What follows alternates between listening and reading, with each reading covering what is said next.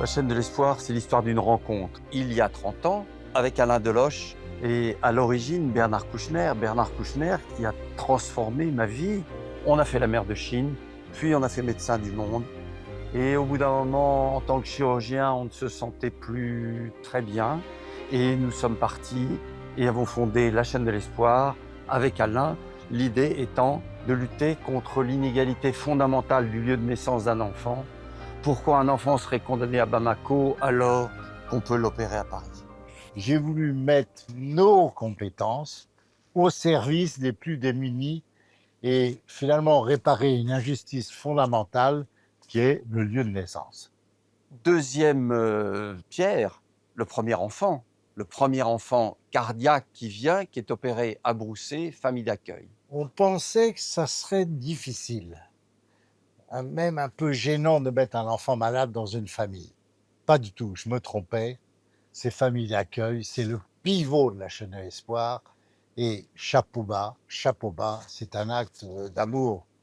Autre marqueur, l'hôpital du Cambodge permettant d'opérer sur place dans une structure aux normes occidentales et montrant que la chaîne a une nouvelle activité qui serait la construction des hôpitaux. Comme autre date importante, marquante, structurante, l'Afghanistan, l'hôpital de la mère et de l'enfant de Kaboul, juste après le 11 septembre, lorsque j'y vais en décembre 2001, tout est détruit, il n'y a qu'une possibilité, c'est construire, reconstruire. Et là, c'est la longue histoire des hôpitaux de la chaîne de l'espoir. Entre 25 000 et 30 000 enfants sénégalais souffrent de maladies cardiaques graves. Faute de traitement rapide et efficace, 80% de ces enfants vont mourir. J'ai voulu mobiliser le corps médical de haut niveau, spécialisé dans leur domaine, particulièrement des chirurgiens, pour affronter des pathologies dans le monde quand même très délicates, qui demandent quand même une très grande compétence. Nous intervenons bien entendu dans les différentes urgences qui ont émaillé ces 30 dernières années. Je pense Haïti, je pense le Kosovo, je pense le Rwanda et bien sûr actuellement l'Arménie et l'Ukraine où on est très présent. On intervient en envoyant des équipes chirurgicales et puis aussi un sujet qui est très important et qui prend de plus en plus d'importance à la chaîne, c'est le biomédical.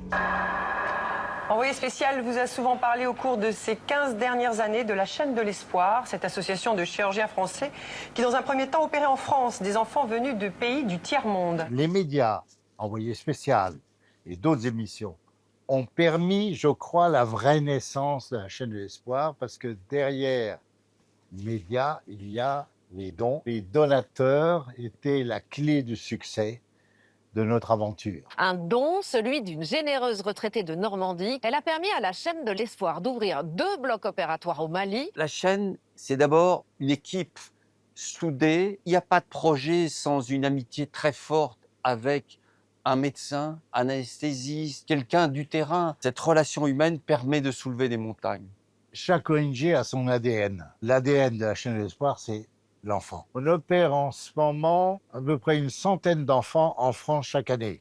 Plusieurs milliers sur place. On voit tout de suite notre orientation. Maintenant, à Dakar, viennent des enfants des pays avoisinants, du Togo, du Bénin, pour y être soignés par des médecins sénégalais qui forment également, eux, en retour, les médecins venus du Bénin, du Togo. Et ça, c'est plein d'avenir.